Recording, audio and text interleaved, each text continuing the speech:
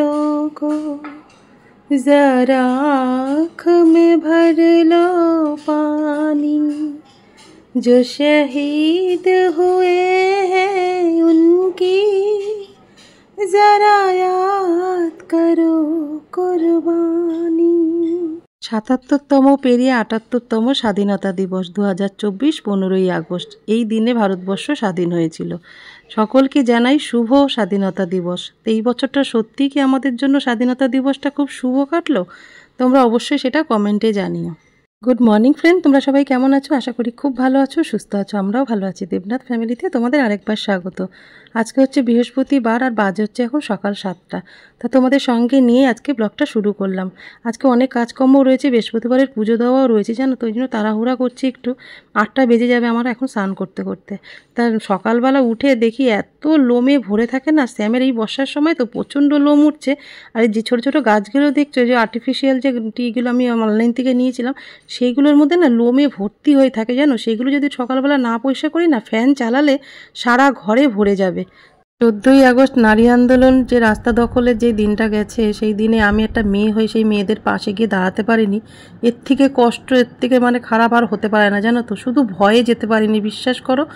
মন প্রাণ তো আমার ওখানেই পড়েছিল, কিন্তু বাড়ি থেকে বেরোবো রাত্রেবেলা কার সাথে বাড়িতে ফিরবো, এই ভয়ে আমি বাড়ি থেকে বেরোতে পারিনি। আর এখন অসুররা চারিদিকে যেভাবে ঘোরাফেরা করছে, এরা মা মাসি কাউকেই জ্ঞান করে না। 5 বছরের বাচ্চা বলো আর 60 বছরের বুড়ি থেকে কাউকেই ওরা সবাইকে যেন সমান চোখে দেখে। ওরা বাড়িতে যে মা বোনকে কী চোখে দেখে সেটাই এখন ভাবার বিষয় এখন। তা আমাদের দেশে যে আমরা কোন দেশে বাস করছি সেটাই ভেবে উঠতে পারছি না, জানো। কিন্তু একটা কথা বলো, বিচার বলো, সালিশি বলো, এটা দুদিনের জন্য, জানো তো। যে যার কাজে দেখবে, পরশু দিন থেকে দেখবে যে যার কাজে সে তার ব্যস্ত হয়ে যাবে কর্মজীবনে। কেউ এসব মনে রাখবে না, জানো। কিন্তু মন প্রাণ থেকে চাই যেন কঠোরতম কঠোর শাস্তি পাক, বিচার তো অবশ্যই চাই। এভাবে কত আর চলতে পারে না এইভাবে। একটা মেয়েকে তার মার কোল থেকে এইভাবে কেড়ে নেওয়া, এটা মানা যায় না, একদমই মানা যায় না। সেই মা বাবার পরিস্থিতিটা কি হচ্ছে বলো তো। আমি এইখান থেকে ভাবলে আমার যেন কষ্টে বুক ফেটে যাচ্ছে। আমি তো একটা মা, আমি সেই মায়ের কষ্টটা আমি এখান থেকেই বুঝতে পারছি, জানো তো। একটা মেয়েকে সেই বাবা মা সেই কী করে দাঁড় করাবে সেই চিন্তায় সারাটা লাইফ তারা শেষ করে দেয়। সেই বাচ্চাকে সেই কর্মস্থলে গিয়ে এইভাবে তার প্রাণ হারাতে, আর এই এত কষ্টদায়ক মৃত্যু ভগবান যেন কাউকে না দেয়, একটা পশু পাখিকেও যেন না দেয়। মেয়েরা কোথাও সেফ না। স্কুল, কলেজ, টিউশনি, পাড়ার অলিগলি, তারপরে তোমার কর্মস্থলে, কোনো জায়গায় আমরা মেয়েরা সেফ না, জানো তো। একটা মা দেখবে সকালে রেডি করে ছেলে মেয়েকে গুছিয়ে বাড়ি থেকে দুগ্গা করে যখন তারা বাড়ি থেকে বেরোয়, যতক্ষণ না বাড়িতে সুস্থ সবল বাড়িতে ফিরতে পারে ততক্ষণ মায়ের টেনশন যেতে চায় না। অনেক সময় তো ফোন করলে ছেলেমেয়েরা রেগে যায় যে মা এতবার ফোন করছো কেন। ওরা তো জানে না যে মা বাবারা বাড়িতে কতটা টেনশন করে। সেই দিনকে সেই ঘটনাটা তুমি তার মার কথা ভাবো তো তোমরা। যে মা বিকালবেলা রেডি করে মেয়েকে সব ব্যাগ গুছিয়ে দিয়ে নাইট ডিউটির জন্য যখন সেই মেয়ে বাড়ি থেকে বেরোয়, সেই মা কি কখনো ভাবতে পেরেছে বলো তো সেই মেয়ে সকাল হলে তার কোলে আসবে না ফিরে? না সেই মেয়েটা ভাবতে পেরেছে যে বাড়িতে আমি আর কোনোদিনই ফিরতে পারবো না, এইটাই হচ্ছে আমার শেষ দিন। আমাদের মেয়েদের কষ্টটা না সারাটা জীবনই থেকে যাবে, যে কোনো দিক দিয়েই বলো। ঠাকুর ঘরে আসতে অনেকটাই বেলা হয়ে গেছিলো, 8:30টার সময়, এখন 9:30 বাজে। যান সবে ঠাকুর দেওয়া কমপ্লিট করলাম। বৃহস্পতিবারে তো অনেকটা সময় লাগে ঠাকুর ঘরে। আর মা লক্ষ্মীকে স্নান করিয়ে মাকে পুরো কাপড়টা পরিয়ে দিয়ে একদম আসনে বসিয়ে দিয়েছি, দেখো। তা বৃহস্পতিবারের পুজো দেওয়া আমার একদম হয়ে গেছে। কেমন লাগছে আমার মা লক্ষ্মীকে অবশ্য কমেন্টে জানিও। তা চলো তোমরা পুরো ব্লগটা দেখতে থাকো, আশা করছি তোমাদের ভালোই লাগবে। দেখছি নতুন কাপে চা।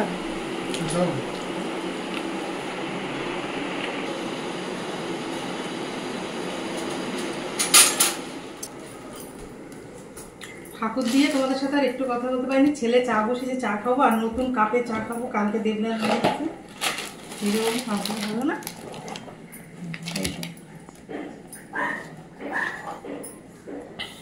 ছটা কাপ হয়েছে।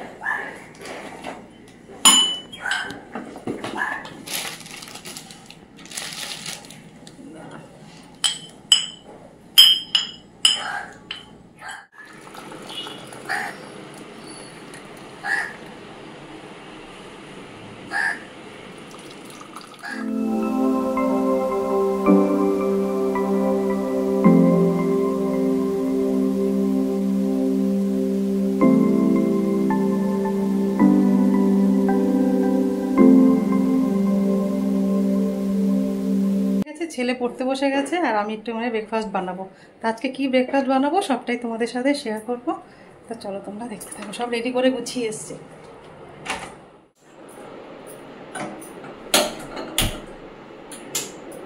এই যে ব্রেকফাস্ট বানাতে চলে এসেছি। এই যে সব কিছু পেস্ট বানিয়ে নিয়েছি। একটা গাজর মিক্সিতে পেস্ট করেছি, এটা ধনেপাতা, কাঁচা লঙ্কা, আর এর মধ্যে হচ্ছে সুজি 1 বাটি, এই বাটির 1 বাটি সুজি আর একটুখানি ময়দা মিক্সিতে পেস্ট করে রেখেছি। তো দেখে বুঝতেই পারছো আমি কী ধরনের ব্রেকফাস্ট বানাবো। পতাকা কালারের একটু চেষ্টা করব বানাতে। কিছুটা সাদা রেখে দেবো আর দুটোর মধ্যে দুটো কালার মিশিয়ে নেব। এটার মধ্যে অল্প করে গাজর, এর মধ্যে অল্প একটু নুন দিয়ে দেবো,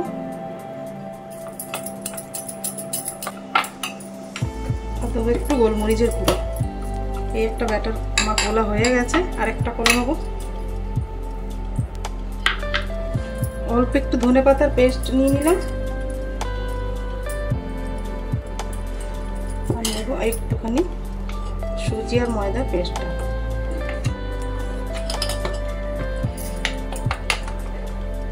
এর মধ্যে অল্প একটু নুন দিলাম। এর মধ্যে আর গোলমরিচ দিলাম না, কারণ এর মধ্যে কাঁচা লঙ্কা দেওয়া আছে, তার জন্য। সবুজ কালারটা একটু ডিপ করার জন্য আমি একটুখানি ফুড কালার একটু অল্প একটু দিয়ে দেবো।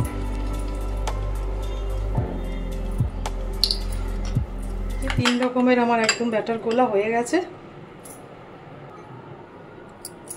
চাটু গরম হয়ে গেছে, চাটুর মধ্যে অল্প একটু তেল দিয়ে দেবো।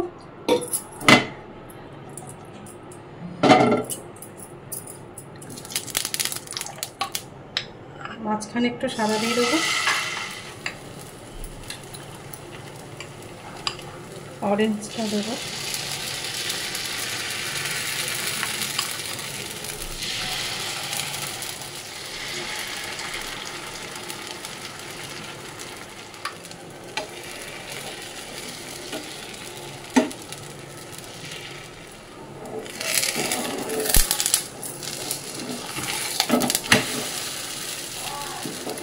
সুন্দর লাগছে দেখতে।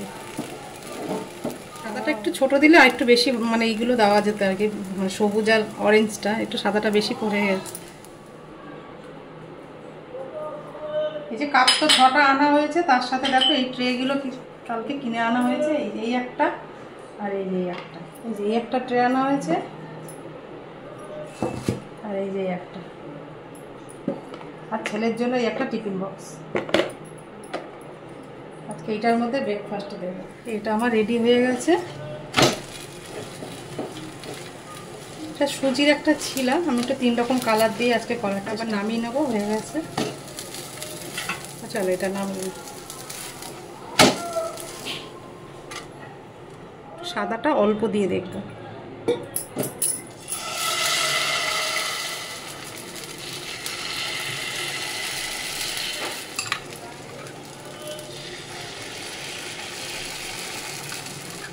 পিঠটা হয়ে গেছে, এবার এটা উঠে দেবো। কি ভালো লাগছে, একটা ভেজে নিই, আরেকটা হবে, বেশি হবে না, 3টেই হয়েছে। দেখো আমার একদম ব্রেকফাস্ট রেডি হয়ে গেছে। সুজির ছিলা বানিয়েছি, একটু পতাকার কালার করার চেষ্টা করেছি।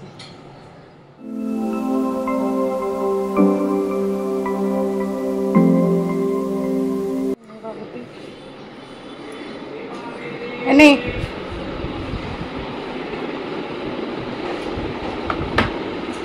দেখতে ভালো লাগছে না? একদম ন্যাচারাল কালার করে, শুধু একটুখানি সবুজ কালারটার মধ্যে একটু ফুড কালার দিয়েছে হালকা, আর ওটা তো গাজর দিয়ে করেছি।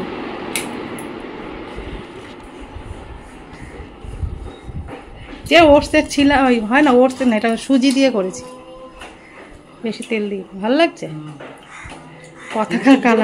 পতাকার কালার করার চেষ্টা করছি। সবুজটা কি করে করলে?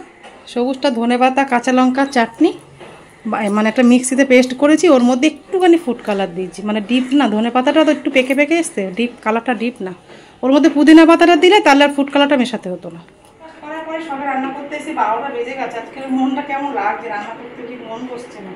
স্যামের ভাত আর মাংস বসিয়ে দিয়েছি, আর আমাদের আজকে করবো চিকেন কষা করবো, আর হচ্ছে পোলাও রান্না করবো। চিকেনটাকে একটু মেখে নিই।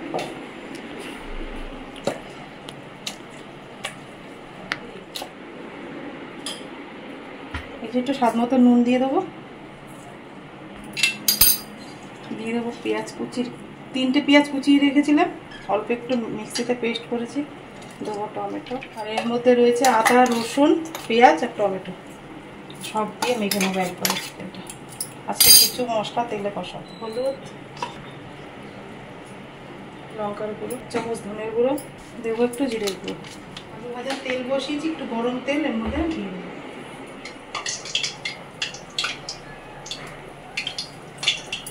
ভালো করে মেখে রাখবো 10 মিনিটের জন্য।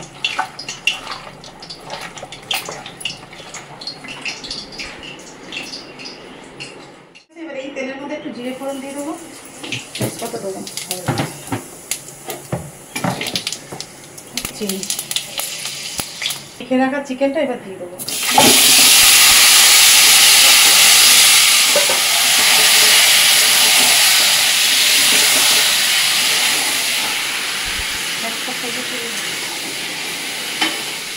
দেখো মাংসটা একদম কষে তেল বেরিয়ে গেছে।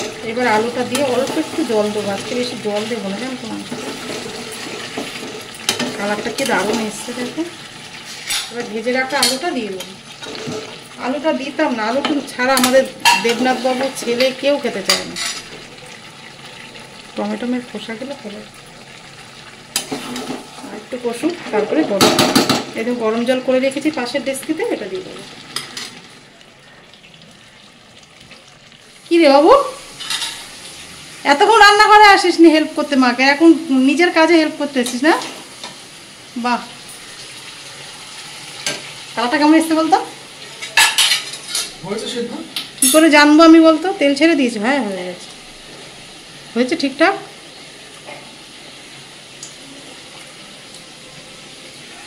গ্রেভি গ্রেভি দেখো। জল তো বল করতে বল, পোলাও দিয়ে খাবি তো। বসে গেছে, একটু গরম জল দিয়ে দেবো।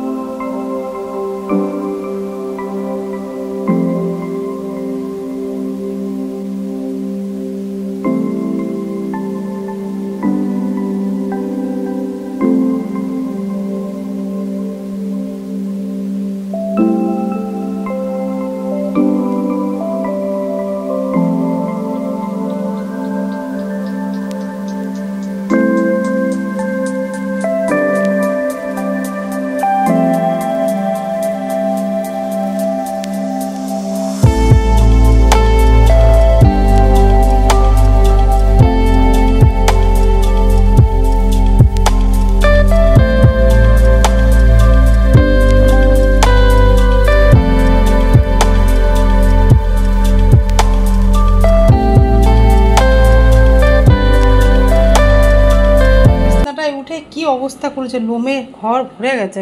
ঘটনা করছিলাম সেই ফাঁকে খাটের মধ্যে উঠে গা ডোলে একদম পুরো লোমে লোম করে দিয়েছে। বর্ষার সময় এমনিতেই লোমটা বেশি উঠছে, দেখ কতটা লোম বেরিয়েছে এইটুকু ঝাঁপ দিতে গিয়ে। দাঁড়াও,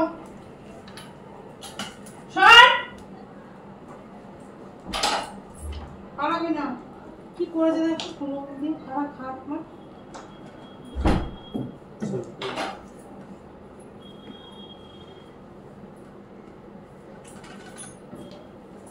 হাতটা কি করে দিয়ে এসছে।